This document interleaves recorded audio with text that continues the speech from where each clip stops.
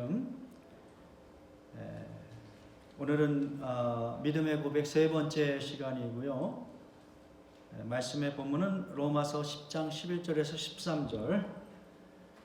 13절. 우리가 지난주에 하나님의 말씀을 통하여 각 개인이 나 자신이 고백할 수 있는 그 믿음의 고백들이 있다. 그것을 말씀을 드렸어요. 그 고백의 내용은 여러 가지가 있을 수가 있죠.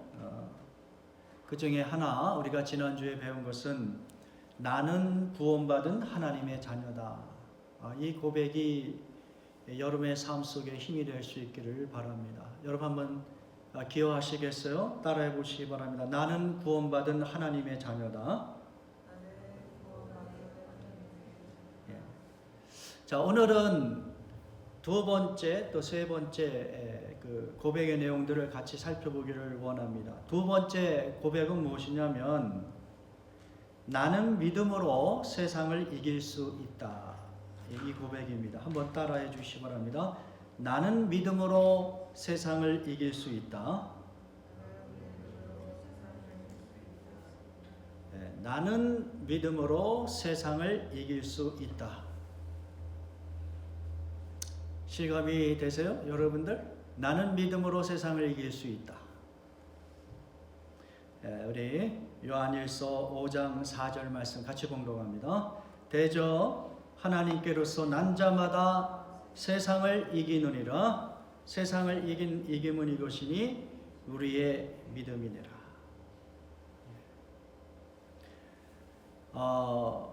우리가 이 믿음의 고백 첫 번째 시간에 경고하였던 그 내용이 있어요. 세속적인 신념,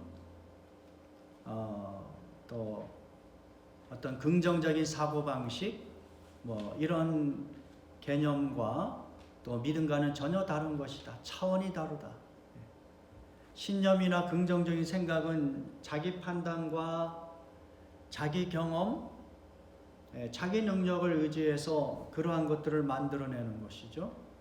그래서 하나님의 나라와는 상관없고 또 하나님의 뜻과도 아주 거리가 먼 그러한 결과를 만들어내는 것입니다. 겉보기에는 다 좋아 보일 수 있지만, 그러나 믿음은 나로부터 오는 것이 아니라 하나님의 약속의 말씀으로부터 오는 것이에요. 하나님의 약속의 말씀은 곧 그 말씀을 주신 하나님이죠. 하나님으로부터 오는 그 하나님의 신실하심을 우리가 겸손하게 받아들이는 것. 그것을 우리가 믿음이라고 정의하고 그 하나님이 우리에게 약속하신 그 약속의 말씀을 우리가 의지하여 살아가는 것이죠. 그것을 우리가 믿음의 고백이란 내용으로 우리가 이제 살펴보고 있는 것인데요. 하나님께서 특별히 각 개인에게 우리에게 도전해 주시는 약속의 말씀이 있다는 것입니다. 오늘 여러분이 요한일서 5장 4절에 보면 어떻게 우리에게 도전하고 계세요? 대저 하나님께로서 난 자마다 세상을 이기느니라. 여러분이 첫 번째 고백이 무엇입니까? 나는 믿음으로 구원받은 하나님의 자녀다. 이 고백했잖아요.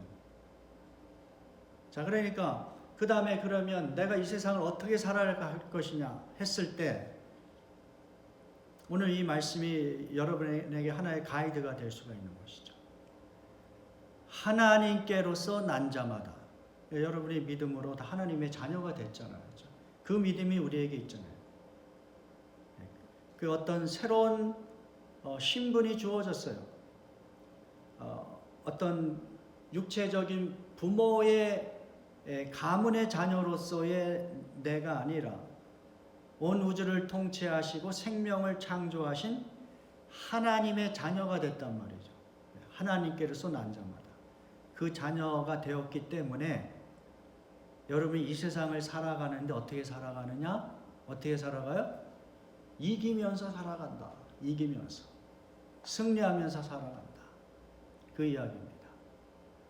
그리고 뭐라 그랬어요? 세상을 이긴 이김은 이것이니 우리의 믿음이다. 그러니까 하나님과의 관계 속에서 오는 그 하나님을 신뢰하는 그러한 삶이 우리를 세상으로 하여금 어떻게 해요?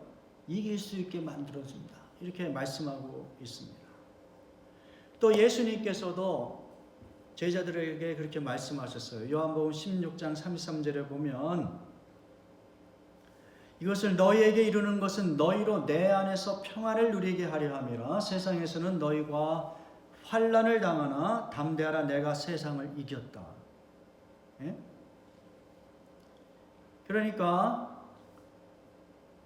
우리가 하나님의 자녀로 세상 속에 살아간다고 해서 고통이 없는 것도 아니고 어려움이나 또는 질병이 없는 것도 아니죠. 또 가난에 시달릴 수도 있는 것이죠. 그렇죠?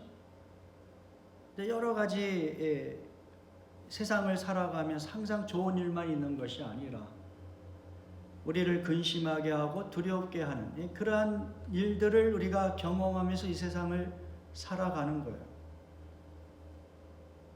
그 속에서 우리는 어떤 두려움도 생기고 마음이 위축되기도 하는 것이죠. 하나님의 자녀이지만.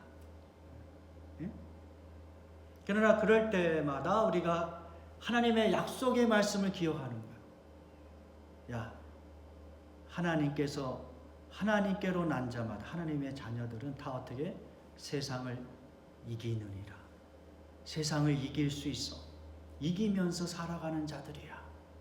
우리는 능히 그렇게 그 모든 두려움과 걱정과 환난을 이겨낼 수 있어. 우리 예수님께서 그래서 그렇게 말씀하셨어. 담대하라.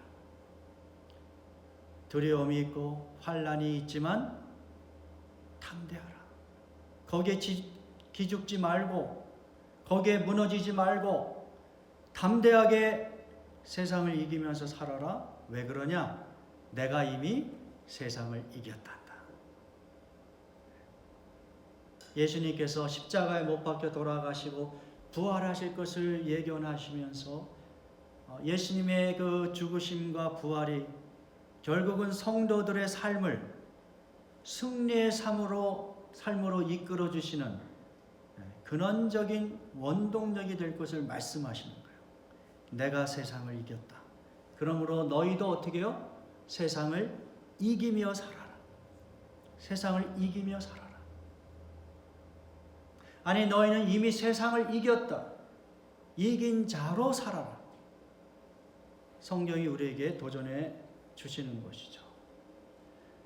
근데 여기에서 우리가 좀 주의해야 될 단어가 뭐냐면 이겼다라는 거. 어떤 추쟁적인 단어들이 나오잖아요. 그렇죠? 이겼다, 승리했다, 이런 단어들. 마치 그 어떤 전쟁을 생각하게 만들잖아요. 성경에서, 특별히 신약에서 그런 단어들은 우리가 좀 주의해서 이해할 필요가 있습니다. 역사적으로 기독교 역사의 가장 치욕적인 사건, 십자군 전쟁 같은 그런 전쟁을 떠오르면 안 되는 거예요. 말은 너무 고상할지도 몰라. 십자군 전쟁. 그러나 그것은 가장 기독교 역사에서 인류에게 해를 끼친, 신앙이 아니라 인간의 탐욕으로 얼룩진 그런 역사죠. 그러니까 성경을 잘못 적용하는 것이에요. 성경에서 이야기하는 어떤 투쟁적인 단어, 이겼다, 승리하였다, 이런 단어들은 물리적이고 인간들이 행하는 어떤 전쟁을 실행함으로써 얻어내는 승리, 전투, 그 단어가 아니에요. 특별히 예수 그리스도 안에서 이 단어는 매우 영적인 단어로 사용하는 거예요. 영적인 단어.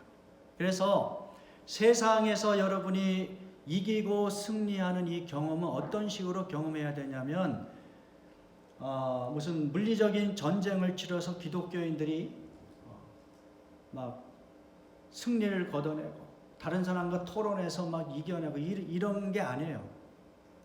그게 아니라 매우 영적인 단어다. 이 단어들은. 그래서 세상을 이겼다라는 이 개념은 제가 한 3가지로 간략하게 이렇게 설명할 수 있을 것 같아요. 첫 번째는 뭐냐면 악한 영과의 영적 전투에서 승리를 이야기한다. 예?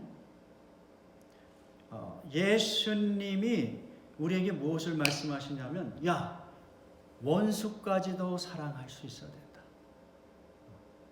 예수님이 이 정도 얘기했으면 크리스찬들은 전쟁하고는 어떻게 해요? 상관없는 그 개념으로 평화를 이야기하는 것이고 승리를 이야기해야 되는 것입니다. 그래서 사도 바울이 에베소서 6장 12절에 이렇게 이야기하는 거예요.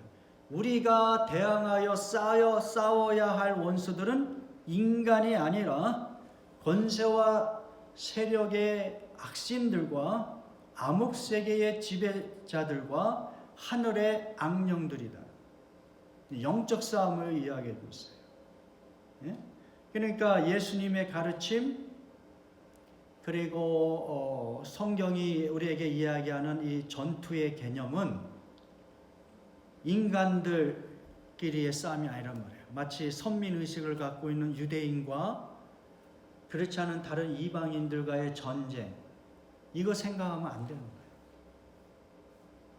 영적인 싸움을 생각하는 거예요. 영적인 싸움. 뭐냐면 성경에서는 하나님을 대적하는 그 어떤 상징적인 단어로 사탄이라는 그 영적 존재가 있잖아요. 이 영적 존재가 세상에 죄를 일으키고 그 죄로 사람들을 유혹하는 그런 어떤 세력으로서의 악한 영의 세계가 있는 거예요. 그 악령들이 하나님의 백성들 또 믿지 않는 사람들을 계속하여 자기 편으로 끌어들이기 위해서 유혹하는 것이죠. 그런 세력들과의 전쟁, 그 전쟁에서 하나님의 백성들은 승리한다. 믿지 않는 사람들은 승리의 보장이 없어요. 그러나 하나님의 백성들은 예수 그리스도의 이름으로 악령을 쫓아내고 악령의 모든 유혹들을 이겨낼 수 있다. 21세기 이렇게 문명이 발달한 그런 사회 속에서 여러분들이 이런 영적인 존재에 대해서 많이 실감하지 않을 수도 있지만 그러나 실제로 여러분이 선교지에 가면 악령이 좀 더 구체적으로 사람들의 삶을 지배하는 것들을 우리가 볼 수 있습니다. 이런 영적 세계의 단어를 가지고 세상을 이렇게 볼 수도 있는 거예요. 성경은 그런 개념이 있는 거예요. 그래서 하나님을 대적하는 그 악령과의 그 세력을 하나님의 백성들이 싸워 이길 수 있다. 누구의 이름으로? 예수 그리스도의 이름으로. 혹시 여러분이 그런 경험을 하게 된다면, 어떤 영적인 싸움을 하게 된다면, 여러분이 그럴 수도 있습니다. 많지는 않지만 미국 땅에 살면서 한국 땅에 살면서 어떤 영적인 세력과의 싸움을 여러분이 느낄 때가 있어요. 그럴 때 여러분이 그 악한 영에게 짓눌리는 것이 아니라 악한 영의 그 가장 큰 무기는 뭐냐면 공포심, 두려움을 주는 거거든요. 그러니까 그럴 때마다 우리가 예수의 이름을 사용하는 것이죠. 예수의 이름으로 물러가라. 예수의 이름으로 내 곁에서 물러가라. 내가 너를 정죄한다. 그런 어떤 믿음의 고백을 통하여 여러분에게 엄습해온 이 두려움과 공포를 어떻게 해요? 쫓아낼 수가 있어요. 그래서 1차적으로는 이 승리, 어떤 전쟁과 관련된 어떤 단어들을 인간들이 서로 이게 무기를 가지고 싸우는 그 개념으로 보지 말자. 1차적으로는 영적인 개념으로 보자. 그거고요. 두 번째는 요한일서 2장 16절에 보면 이렇게 되어 있어요. 하나님을 대적하는 세력으로서의 단어를 세상이라는 단어를 사용합니다. 그러니까 특별히 이 신약 성경에서 세상이라는 단어, the world라고 하는 이 단어는 문맥을 따라서 잘 이해하지 않으면 안 되는 거예요. 문자적으로 그것을 이해해서는 안 된다는 것이죠. 그러니까 요한일서 2장 16절에서 이야기하는 이 세상은 무엇이냐면 하나님을 대적하는 어떤 그 세계관, 문화, 그것을 세상이라고 표현했어요. 그리고 그러한 세계관, 문화는 하나님으로부터 온 것이 아니라 세상을 대적하는, 그러니까 하나님을 대적하는 세력으로부터 왔다. 그것을 세상이라고 표현한 것이에요. 그러면서 세상으로부터 온 그 가치관, 문화를 세 가지로 얘기하죠. 여러분 기억하셔요? 육신의 정력, 안목의 정력, 이생의 자랑, 세 가지를 이야기하는 거예요. 그 싸움에서 하나님의 백성들이 이길 수 있다는 거예요. 예? 우리가 이 세상을 살아가면서 어떤 세상이 요구하는 어떤 삶의 기준과 가치관이 있던 거예요. 근데 자세히 살펴보면 모든 것이 다 하나님을 거역하는 게 아니라 하나님을 거역하는 세속적인 문화, 가치관이 있어요. 특별히 세 가지를 얘기하는 거예요. 하나는 뭐냐면 육신의 정욕이에요. 그러니까 이 인간은 매우 복잡한 그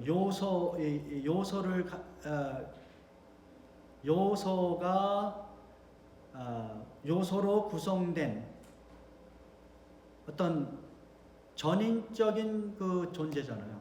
예? 그러니까 그 중에 하나가 육으로 된 존재란 말이에요. 이걸 다 구분하기가 힘들지만 어떻든 그래서 우리는 이 육으로부터 오는 어떤 정욕을 벗어날 수가 없어요. 그 대표적인 게 뭐예요? 먹고자 하는 이 탐식, 먹고자 하는, 그렇죠? 먹는 욕구. 먹는 욕구를 여러분이 벗어날 수 있어요? 이게 금식하고 뭐 절제하고 그런 것은 할 수 있지만 우리는 먹어야 되잖아요. 그리고 단순히 생존을 해서 먹는 것이 아니라 그 먹는 걸 통하여 어떻게 해요? 뭔가 먹는 걸 통하여 내가 가질 수 있는 최대한의 어떤 그 플레저, 그 기쁨과 이것을 만족감을 느끼기를 원하잖아요.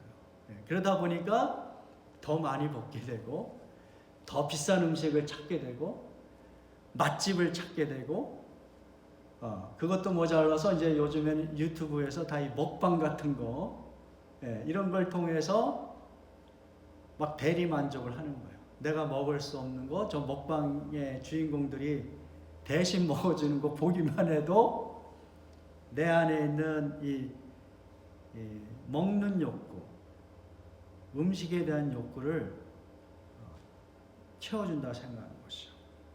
그러니까 세상의 문화는 끊임없이 이 먹는 욕구를 최대한도로 만족해 주려고 그것을 느낄 수 있게 하려고 그러한 어떤 방법들을 계속 개발해낼 거예요. 네? 먹는 욕구뿐만 있어요. 우리에게 여러 가지 욕구가 있잖아요. 쾌락을 뭔가 이렇게 누리고자 하고 그 중에 하나가 어떤 그 섹스에 가는 거. 성에 관한 욕구, 그 다음에 어떤 그 엑스타시를 어떤 황홀함을 좀 경험해서 잠시 동안 이 세상의 근심 걱정 다 떨쳐버리고 황홀경에 좀 빠지고 싶은. 그래서 이 마리아나, 그거 이제 병원에서만 주던 거 이제 막 일반 스토어에서도 팔게 하고 말해요. 이렇게 해서 이 사람들에게 육신의 그 정욕을 최대한도로 만족시키려고 하는 문화가 계속해서 발달해가는 것이죠. 우리 조선시대에 무슨 쌀밥 먹기가 이렇게 힘들었다 그러고 고기 먹기 이렇게 힘들었다 그러는데 지금은 뭐 넘쳐나잖아요. 근데 그것도 모자라서. 그래서 우리 이 세상에 만들어내는 문화가 끊임없이 이 육신의 욕구를 최대한도로 만족시켜 줄 수 있도록 개발이 되고 있어요. 근데 문제는 그것이 결과가 좋으냐 이거예요. 결과가 좋으냐. 어느 한도까지는 우리에게 좀 더 좋은 어떤 육신적인 건강, 또 정신적인 어떤 만족 이런 걸 줄 수는 있지만 사람들이 그 육신의 쾌락을 컨트롤하는데 전부 다 이 능력이 부족한 것이죠. 그래서 과도한 나를 어떤 그 바람직하게 행복하게 만드는 그 수준이 아니라 오히려 그 나를 더 불행하게 만드는 그러한 어떤 그 욕구 충족으로 우리를 이끌어가는 그러한 문화를 우리가 경험하고 있는 것이죠. 그러니까 그런 것들이 세상이 만들어낸 문화다. 그리고 그런 문화는 하나님이 기뻐하지 않는다는 거예요. 그러한 어떤 세상이 그러한 문화를 자꾸 주입시켜줄 때에 그러한 것들을 극복해 나아갈 수 있는 힘을 성도들에게 주신다는 것이죠. 그런 거. 그 다음에 안목의 정령. 우리가 흔히 이야기하는 외모지상주의 같은 문화. 또 이생의 자랑. 이생의 자랑은 우리가 살아가는 세상에서 사람들이 이렇게 하면 성공이다라고 생각하는 것. 예를 들어서 돈 많이 벌면 성공한 것이다. 잘 사는 것이다. 행복한 것이다. 어떤 비즈니스가 잘 된다든지. whatever. 세상 사람들이 막 자랑하는 것들이 있는데 그 자랑하는 것들이 과연 우리들을 바람직하게 하고 진짜 행복을 주고 만족하게 만드느냐. 그렇지 않다는 거예요. 오히려 그러한 것들이 오히려 우리를 더 불만족스럽게 하고 그리고 더 방황하게 만들고 그러다 보니까 불만족하고 공허한 그 부분을 또 채워야 되니까 그러니까 또 다른 형식의 내 몸을 망가뜨리고 내 정신세계를 망가뜨리는 그런 문화가 또 개발돼요. 이러한 내가 살아가는 이 세상 속에서의 그 가치관과 문화 이러한 것들을 크리스찬들이 어떻게 해요? 하나님의 말씀을 잘 배워서 그 말씀으로 그러한 하나님을 거역하는 하나님의 창조의 원리를 거스르는 그러한 문화와 가치관들을 어떻게 해요? 이겨내는. 그래서 그러한 세상을 이길 수 있는 자가 누구냐? 하나님의 자녀다. 이렇게 우리에게 말씀하고 있는 것입니다. 세 번째로 이것은 성도가 세상을 믿음으로 이긴다는 것은 이렇게 살아가라는 얘기죠. 성도가 세상 사람들에게 판단을 받는 것이 아니라 세상을 판단하면서 살아라. 자, 이 말씀이 이제 고린도전서 2장 15절 16절 말씀입니다. 고린도전서 2장 15절 16절 같이 봉독합니다. 영적인 사람은 모든 것을 판단하나 자신은 아무에게도 판단을 받지 아니하니라. 누가 주의 생각을 알았다고 주를 가르치겠느냐? 그러나 우리는 그리스도의 생각을 가졌느니라. 영적인 사람이 누구예요? 하나님으로부터 난 자, 하나님의 자녀죠. 그 사람들은 어떻게 해요? 모든 것을 판단할 수 있어요. 그리고 아무에게도 판단을 받지 않아요.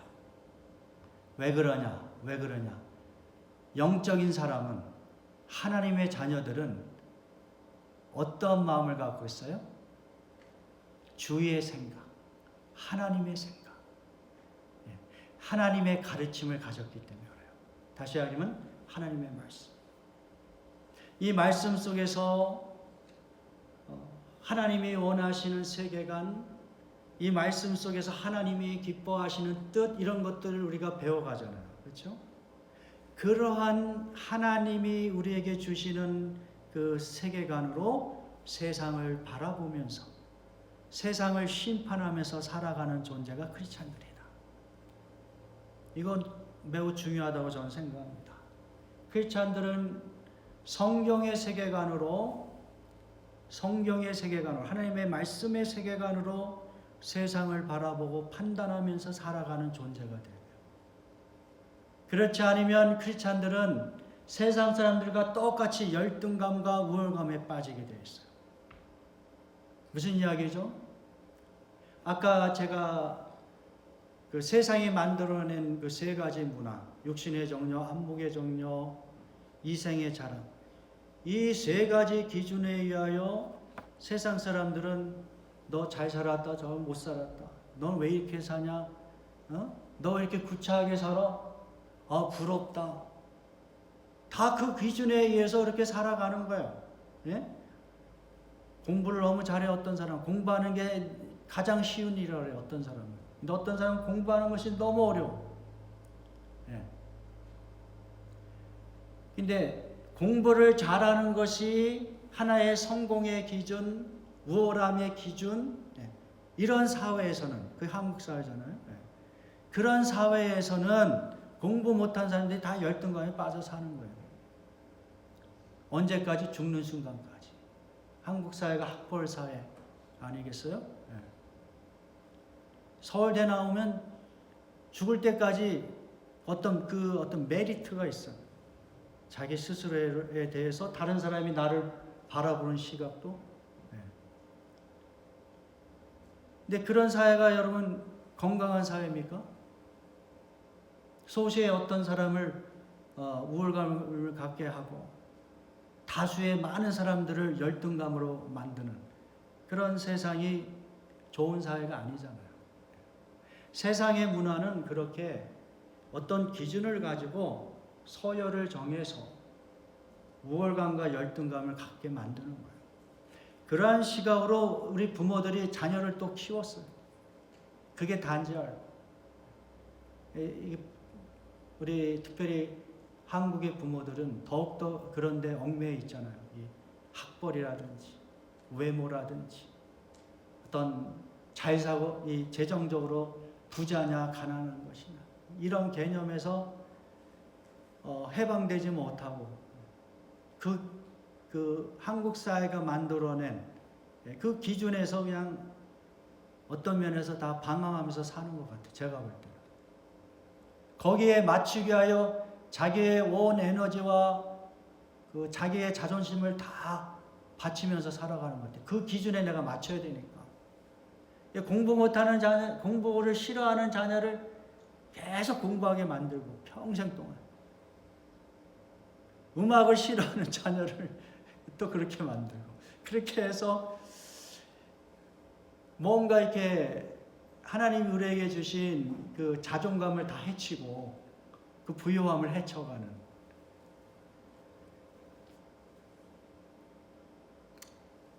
그것은 다 어떤 삶의 한마디로 이야기하면 세상이 하나님의 백성들을 판단하는, 하나님의 백성은 아무 생각 없이 그냥 세상이 주는 그 가치관과 기준에 의하여 그냥 휘둘려 사는, 그렇게 살면 안 된다는 거예요.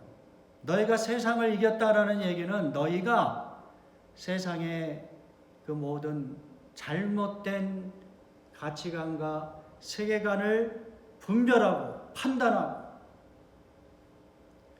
또 할 수 있으면 우리가 잘못된 것을 고쳐가고, 그 잘못된 가치관 때문에 열등감에 빠져 있는 사람들을 세워주고, 그런 역할을 할 수 있는 자가 누구다?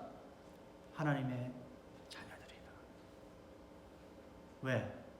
그 세상의 모든 것들을 극복한 자들이 하나님의 자녀들이기 때문에 그래요.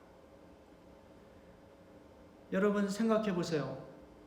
하나님이 여러분을 구원하시고 여러분들의 그 자존감이 막 그냥 세상의 가치관에서 막 상처받고 막 억눌리고 그렇게 사는 거 원하시겠어요? 그냥 쉽게 여러분의 자녀가 세상 사람들이 만들어 놓은 그 어떤 1, 2, 3, 4, 5, 6 등 이 서열의 기준에 의해서 내 자녀들이 거기서 막 상처받고, 어떤 자녀는 뭐 잘났다고 교만하고 이렇게 살아가는 것을 부모로서 원합니까? 그것은 세상이 만들어낸 악마적인 그러한 삶의 어떤 모습이라고 할 수 있죠.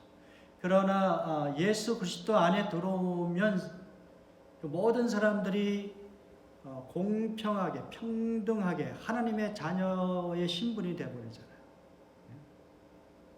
거기에 서열이 정해지지 않잖아요. 남자나 여자나 노인네나 어린아이나 다 형제 자매라고 하잖아요. 형제 자매. 그리스도 안에서 형제 자매다. 나이 먹고 뭐 노인네는 상관없어. 자유자나 노예자나 다 그리스도 예수 안에 들어오면 다 그냥 평등해 버리는 거예요. 그러니까 이 세상에서 여러분이 경험할 수 있는 열등감과 우월감, 이 교만함으로부터의 해방, 그러한 삶을 살게 만드는 것이 하나님의 약속의 말씀 속에 있고, 그 말씀을 의지하면서 살아가는 사람들이 세상을 승리하며 살아가는 것이다. 최근에 이런 뉴스가 올라왔는데요. 미국의 인기 범죄 수사 TV 시리즈 중에 Law and Order라는 그 드라마가 있나 봐요. 저는 잘 모르겠는데 이 드라마의 한 에피소드에 이런 내용이 나왔다고 합니다. 거기에 이 노아라고 하는 8살 먹은 남자아이가 있어요. 근데 이 남자아이가 어느 날 친구들에게 괴롭힘을 당하고 난 다음에 집에 와서 엄마에게 이렇게 이야기하는 것이죠. 친구들에게 내가 양성애자라고 말했다. 스스로에게 솔직해지는 것은 부끄러운 일이 아니다 라고 이렇게 말했다고요. 양성애자. 이런 단어도 이제 막 새롭게 생겨나잖아요. 동성애자에서 또 양성애자라는 단어가 이제 나오는데, 거기에 대해서 그 엄마는 또 내 말이 맞다, 넌 믿을 수 없을 정도로 용감하다, 이런 어떤 에피소드가 거기에 나오는 거예요. 이런 거 가지고 뭐 대단한 내용이다, 그 엄마에게 에미상을 주어야 된다, 뭐 이런 어떤 논란들이 최근에 일어나고 있다고 합니다. 그러면서 이렇게 동성애를, 양성애를 이렇게 옹호하는 단체가 있는데, 그 단체가 무엇을 요구하고 있냐면 2025년까지 모든 TV 캐릭터의 20%는 LGBT가 되어야 한다고 요구하고 있다는 거예요. 네? 게이, 레즈비안, 뭐 이게 성전환 양성애자 뭐 이런 사람들의 캐릭터가 TV에 최소한 20%는 나와야 된다. 이렇게 요구하고 있다는 거예요. 예? 그러면서 이 단체가 GLAAD라는 단체인데 이 단체가 무엇이라고 주장하냐면 TV 프로그램에 등장하는 LGBT 캐릭터는 사람들의 마음과 생각을 바꾸는 열쇠다.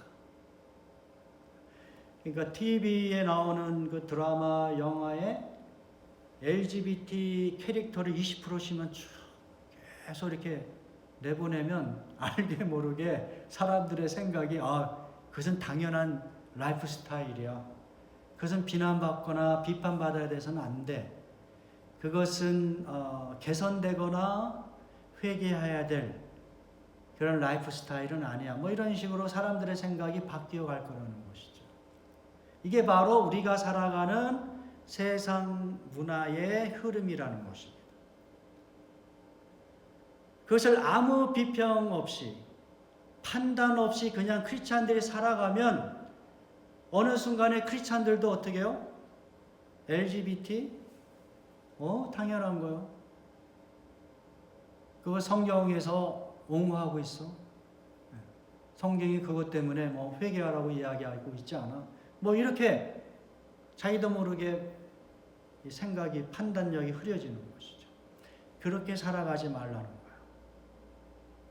너희가 세상을 이겼다라는 이 메시지는 너희가 하나님의 약속의 말씀으로 세계관을 형성하고 그것으로 어떻게 해요? 세상을 판단하면서 세상이 올바로 가지 않고 있다면 LGBT가 옳다고 이야기하는 사람들에게 그것이 하나님의 뜻이 아니다. 창조의 원리가 아니다. 라는 것을 그들에게 각성시켜 가면서 그렇게 살아가는 존재가 하나님의 자녀들이다. 그런 의미에서 너희는 무엇이다? 너희는 믿음으로 세상을 이기는 자다. 성경이 우리에게 그것을 도전해주고 있는 것입니다. 알게 모르게 점점 과학이 발달해 가면서 이제 믿는 사람들조차도 이 진화론에 대해서 어떤 비평 의식 없이 이제는 진화론이 마치 절대적인 진리인 것 같이 그리고 과학이 증거해주는 여러 가지 주장들은 어떤 판단을 하지 않고 그냥 그대로 받아들여서 과학이 일종의 하나의 신이 되고 종교가 되는 그런 사회로 이 사회가 점점 진화해 가고 있는 그러한 현실 속에서 크리스찬들이 알게 모르게 영화와 드라마 뭐 여러 가지 학교 가르침 이런 것 속에서 자기도 모르게 이 세상 문화에 휩쓸려 살아가는 거예요. 그게 아니다. 크리스찬은 세상을 이긴 자다. 그러므로 세상을 하나님의 말씀으로 세계관으로 판단하면서 살아가는 것이다. 그것이 세상을 이긴 자의 모습이다. 우리 주님께서 우리에게 말씀하고 계시는 것입니다. 우리 다 같이 기도하겠습니다.